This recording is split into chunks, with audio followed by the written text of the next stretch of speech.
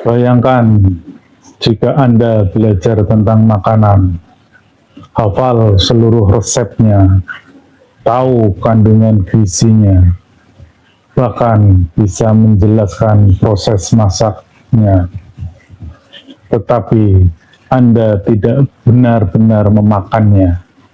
Apakah Anda akan kenyang?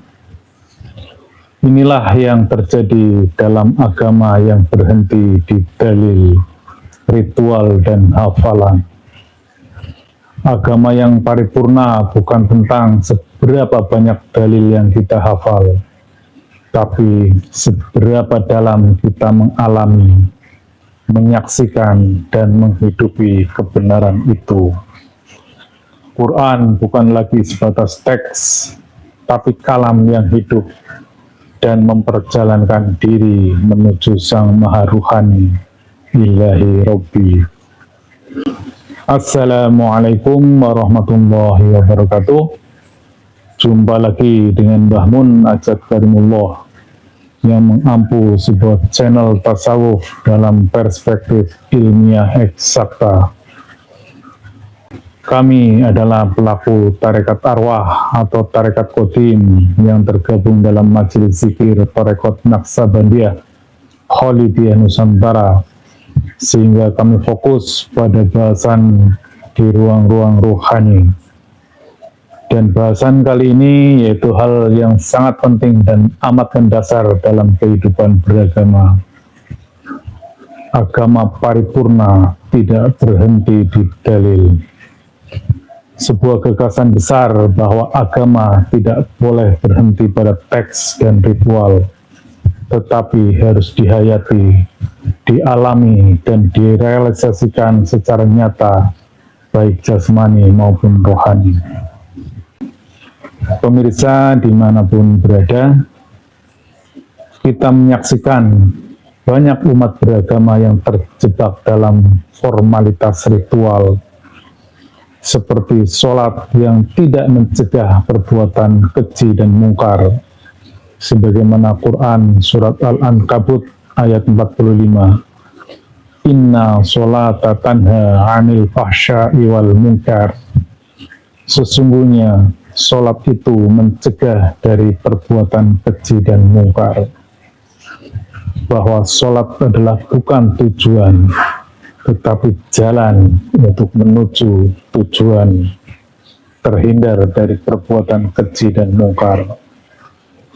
Demikian halnya ibadah ritual lain seperti puasa yang hanya menahan lapar dan dahaga tanpa takwa, sebagaimana dimaksud dalam Quran Surat Al-Baqarah 183.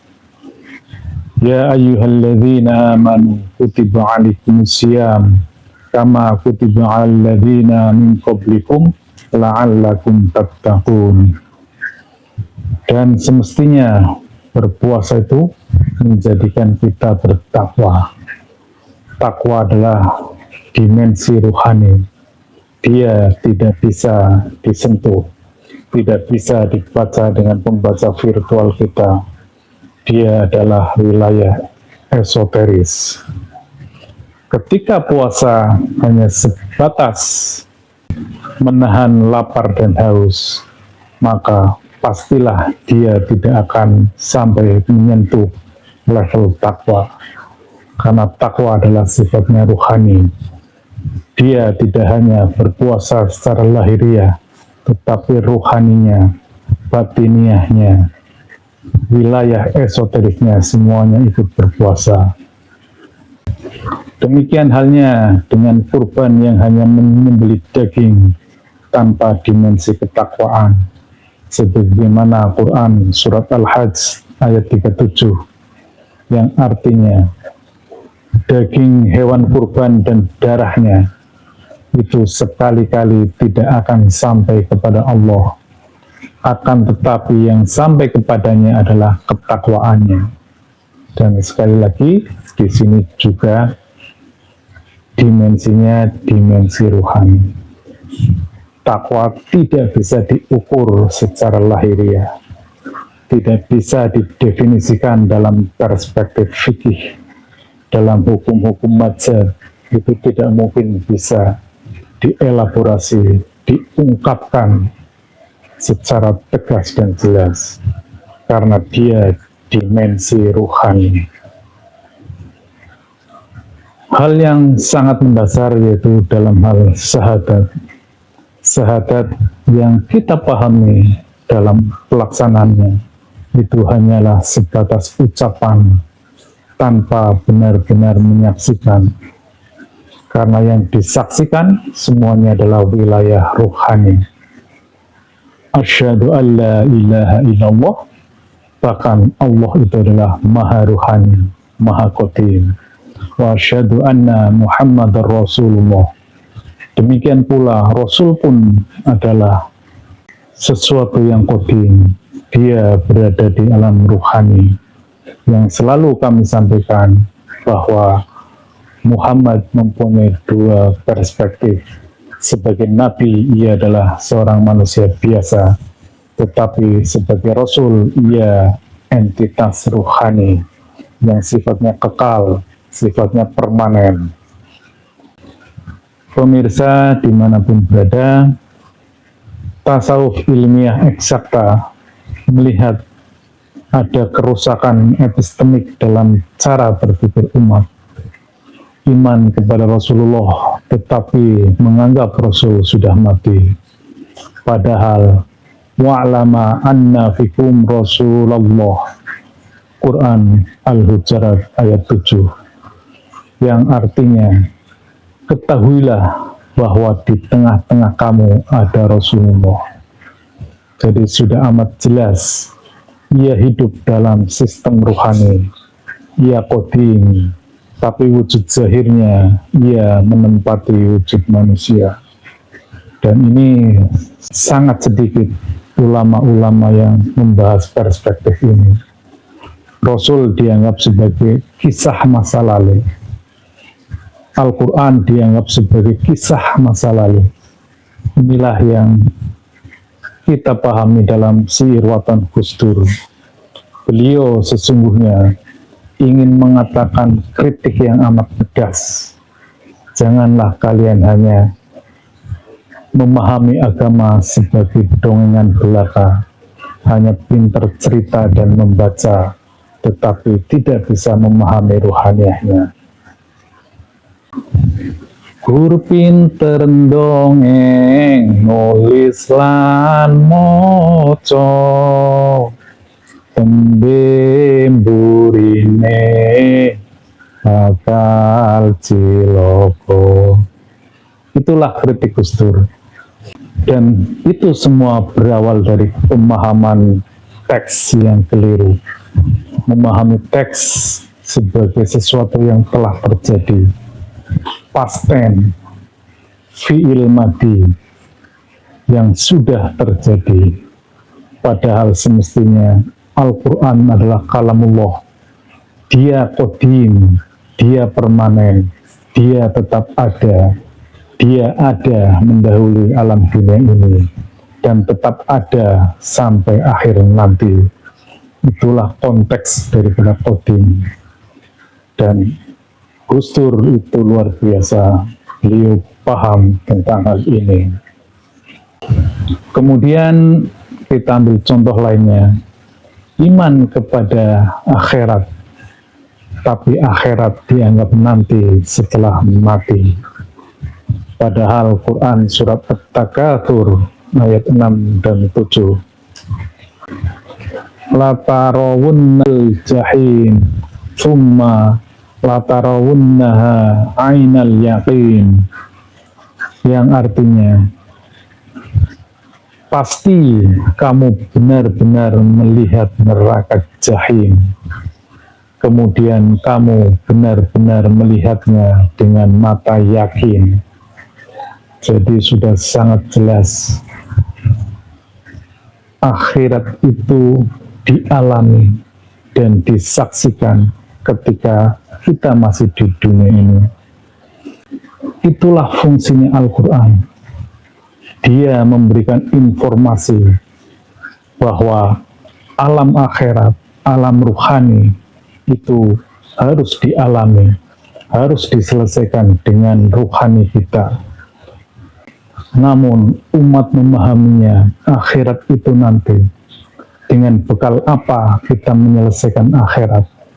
Kita merasa jumawa, kita merasa pede dengan amal-amal kita bisa menyelesaikan akhirat. Padahal ketika manusia di dunia ini masih komplit, dia ada jasadnya, dia ada akal rasionalnya, ada emosionalnya, ada unsur naluriahnya, dan ada ruhnya. Dia masih utuh bergabung dalam satu kesatuan, dan dia ditunjuki oleh Al-Quran. Kalau dalam perspektif itu saja dia tidak mampu memahami alam akhirat, bagaimana nanti ketika jasad sudah mati, ruh yang masuk ke alam akhirat, yang terhijab oleh jiwa-jiwa kita, bagaimana mungkin dia bisa mengenalinya? Satu-satunya cara dan satu-satunya jalan adalah mengenalinya ketika kita di dunia ini. Pemirsa dimanapun berada, kita mengenal berbagai macam syariat, tetapi itu harus dipahami bahwa itu adalah syariat jasad. Seperti sholat, puasa, haji, zakat, itu semua adalah ibadah fisik. Perlu dilakukan sebagai bentuk ketaatan, tapi itu jalan, bukan tujuan. Kita jangan terjebak, kita jangan berhenti dengan sholatnya, dengan puasanya, dengan hajinya, dengan zakatnya, dengan bacaan Al-Quran. Tetapi adakah kebersambungan? Sehingga seluruh amalan kita bermakna di mata Allah Subhanahu wa Ta'ala. Sebagaimana yang kita pahami dalam sebuah hadis, as-sholatu mi'rajul mu'minin. Apakah sholat kita sudah selayaknya mi'raj, sebagaimana Nabi bermi'raj ke Sidratul Muntaha? Hadis ini sangat jelas bahwa mi'raj bisa dialami oleh seluruh orang mukmin. As-sholatu mi'rajul mu'minin, artinya orang yang banyak, bukan hanya dialami oleh Rasul sendiri. Keimanan harus terhubung langsung melalui tali wasilah, yaitu ruhani Rasul. Sebagaimana Quran surat Al-Ma'idah ayat 35. Ya ayyuhalladzina amanu taqullah wabtaghu ilaihil wasilah. Di sini juga sangat tegas bahwa orang beriman disuruh untuk bertakwa dan mencari wasilah. Ayat ini adalah ayat yang dimensional, tidak bisa dipahami dengan kasat mata, tidak bisa dibaca dengan pembaca virtual kita, dengan panca indera kita. Ya ayyuhalladzina amanu, keimanan itu tidak bisa dilihat. Jadi itu perspektifnya adalah ruhani, dia qadim. Ittaqullah, bertakwalah. Takwa pun itu adalah dimensi ruhani. Dan kemudian disambungkan wabtahu ilaihil wasilah, carilah wasilah. Itu semua adalah entitas qadim, entitas ruhani. Tidak mungkin kita menemukan wasilah kalau kita tidak naik kepada dimensi ruhani. Karena sambungannya amat jelas di Quran surat Al-Ma'idah 35 tersebut. Orang beriman, orang bertakwa, dan tali wasilah. Kesemuanya adalah dimensi ruhani. Pemirsa dimanapun berada, banyak sekali instrumen-instrumen rohani yang hanya sebatas kita pahami, sebatas literasi yang berhenti di akal rasional kita, berhenti hanya sebagai pengetahuan, seperti akhirat, Siratal Mustaqim, barzah, neraka, padang mahsyar, hari berbangkit, dan semuanya itu dianggap sebagai pemahaman, sebagai pengetahuan. Kalau kita paham ilmu ruhani, itu adalah sebuah jalan yang harus kita lalui, yang harus kita saksikan, yang harus kita alami. Bagaimana mungkin Rasulullah menceritakan tentang akhirat, tentang kubur, tentang barzah, tentang surga dan neraka, kalau beliau tidak mengalaminya, beliau tidak menyaksikan. Kalau beliau hanya mendengar, berarti itu cerita. Rasulullah bukan seorang ahli cerita, beliau menyaksikan dan beliau mengalami sendiri. Bahkan banyak sekali informasi yang beliau sampaikan, termasuk ketika Isra Mi'raj, beliau menyampaikan bahwa mendengar suara terompah Bilal ada di surga. Namun yang menariknya, Bilal di dunia ini tidak menyadari. Artinya, kesadaran ruhani Bilal masih ada di dunia ini. Beliau belum bisa bersambung ke alam ruhani, tetapi sesungguhnya ruhaniyahnya, alam kodimnya, beliau sudah berada di surga. Dalam perspektif tasawuf ilmiah wa amaliyah, kehidupan akhirat harus dialami saat ini, harus diselesaikan. Makanya kita mengenal prinsip sebagaimana hadis Rasul, mutu qabla anta mutu, matikanlah dirimu sebelum dirimu mati.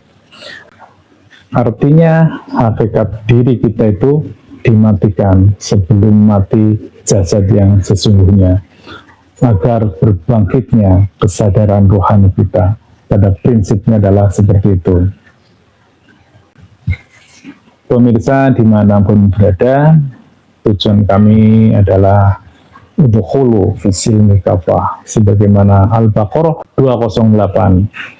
Masuklah ke dalam Islam secara totalitas, secara kafah, bukan separuh-paruh, yang jasmani dan yang rohani, yang dunia dan yang akhirat. Sholat bukan sekedar gerakan, tetapi perjalanan mi'raj. Puasa bukan sekedar menahan lapar, tetapi menahan energi ego. Syahadat bukan sekedar lafaz, tetapi penyaksian rohani terhadap realitas Allah dan Rasul. Iman bukan sekedar yakin, tapi pengalaman langsung. Tidak sekadar ainul yakin dan ilmu yakin, tetapi hakul yakin. Hakul yakin adalah peristiwa empiris di alam qadim. Kami dari Majelis Zikir Tarekat Naqsabandiyah Kholidiyah Nusantara, sebuah tarekat arwah, tarekat qadim, menyampaikan atau mengajak kepada seluruh umat manusia di dunia bahwa tidaklah cukup beragama hanya sebatas literasi dan ritual-ritual ibadah. Agama harus masuk ke dalam dimensi yang lebih esensi lagi, karena manusia terdiri dari jasmani dan rohani. Oleh karena itu, kami mengajak, mari kita lakukan aktivasi rohani kita. Ruh manusia berbeda dengan ruh yang lainnya. Dia punya potensi nur iman dan nur kitab. Ketika ruh kita tidak diaktifasi, maka potensi nur iman dan nur kitab itu tetaplah tersembunyi. Dengan teraktivasi rohani kita, maka diri kita, nafs kita, naik kesadarannya menjadi kesadaran rohani. Sehingga barzah, hari berbangkit, padang mahsyar dan neraka bisa dialami saat ini ketika di dunia ini. Seluruh proses-proses di akhirat bukan lagi sebuah berita, bukan sekedar riwayat, oh ada alam barzah, oh ada hari berbangkit, tetapi itu alam qadim. Dia tidak dibatasi oleh ruang dan waktu. Ketika kita bisa membuka atau berkoneksi dengan sistem rohani, sesungguhnya kita tidak dibatasi oleh ruang dan waktu tersebut. Kita bisa mengalami akhirat, kita bisa menyelesaikan seluruh urusan-urusan akhirat sepanjang kita masih hidup, selagi kita masih di dunia ini. Menjadi amat logis ketika kita diberikan ruh, kita diberikan petunjuk melalui Rasulnya, Nabinya, ayat-ayatnya, kemudian itu dimaknai hanya sebagai cerita. Oh, nanti di akhirat ada seperti ini, akan ada seperti ini. Dan kita di dunia ini hanya sebatas berharap, dengan amalan ini akan menghasilkan ini, dengan amalan ini akan mendapatkan pahala seperti ini. Tetapi tidak pernah bisa dibuktikan. Apakah itu hakul yakin? Bahkan kebenaran ilmu pengetahuan pun jauh di atas itu. Ini agama. Kebenaran agama harus hakul yakin, harus bisa dibuktikan. Dan hakul yakin adalah kebenaran tertinggi, peristiwa empiris di alam qadim, melampaui kebenaran ilmu pengetahuan, kebenaran di alam materi, kebenaran akal rasional. Saudaraku, sudah saatnya kita mengalami agama, bukan sekedar membicarakannya. Sudah saatnya kita menyelesaikan perjalanan rohani, bukan sekedar berputar dalam syariat lahiriah. Tasawuf ilmiah eksakta mengajak Anda menempuh jalan kafah, menyambung rohani kepada rohani Rasul dalam sistem wasilah, menyucikan jiwa, tasfiyatun nafas, dan mengalami makna iman secara hakiki. Agama bukan hafalan, agama adalah pengalaman, agama bukan dalil, agama adalah jalan menuju penyaksian. Barang siapa mengenal dirinya, maka dia akan mengenal Tuhannya. Man arafa nafsahu faqad arafa rabbah. Demikian, mohon maaf sekiranya banyak hal yang kurang berkenan dalam penyampaian kami. Kami akhiri, ilahi anta maksudi waridho kamatlubi. Wassalamualaikum warahmatullahi wabarakatuh.